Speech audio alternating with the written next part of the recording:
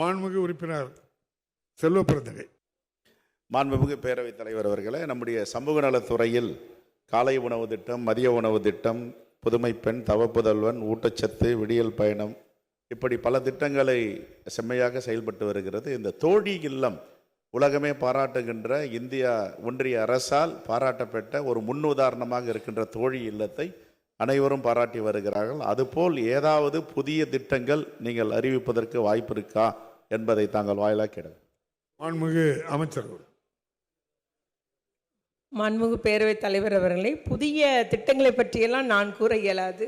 அது நம்முடைய முதலமைச்சர் அவர்கள் கூறுவார்கள். இதில் அவர் முத்தாய்ப்பான திட்டங்களை பற்றி கூறினார்கள். குறிப்பாக மீதி உள்ள அந்த முத்தாய்ப்பான திட்டங்களை நான் கூறலாம் என்று எண்ணுகிறேன். நம்முடைய பெண்களுக்காக சென்னையில் இளஞ்சிவப்பு ஆட்டோ திட்டம், அதில் அரசு 250 நபர்களுக்கு இளஞ்சிவப்பு ஆட்டோ அவர்களுக்கு பெண்களின் பாதுகாப்பு மற்றும் அந்த ஒரு பெண்களுக்கு ஒரு வேலைவாய்ப்பு என்ற ஒரு நோக்கத்தோடு ஏற்பாடு செய்து கொடுத்துருக்கிறது.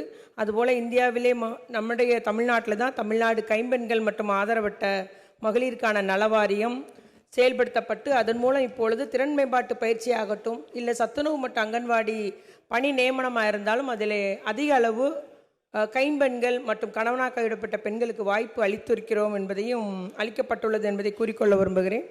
அதுபோல் நம்முடைய அன்புச்சோலை திட்டங்கள் நீங்கள் அறிவீர்கள். அதில் மிகவும் மகிழ்ச்சியாக பகல் நேர பராமரிப்பு மையங்களில் முதியோர்கள் இப்பொழுது மாநகர பகுதி தொடங்கப்பட்டுள்ளது.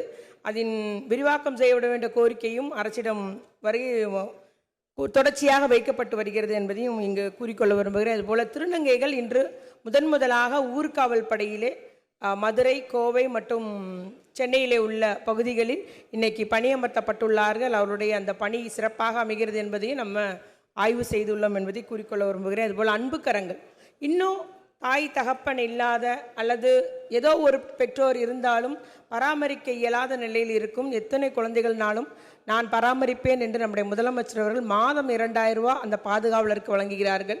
அந்த ஒரு திட்டமும் மிகவும் ஒரு வரவேற்பு பெற்ற திட்டமாக இருக்கிறது என்பதை கூறிக்கொண்டு, இவ்வாறு சமூக நலத்துறை பெண்கள், குழந்தைகள், திருநங்கைகள், மூத்த குடிமக்கள் நலன், அவருடைய பாதுகாப்பு, அவருடைய உரிமைக்கான சட்டங்களை செயல்படுத்துகிற துறையாக இருக்கிறது.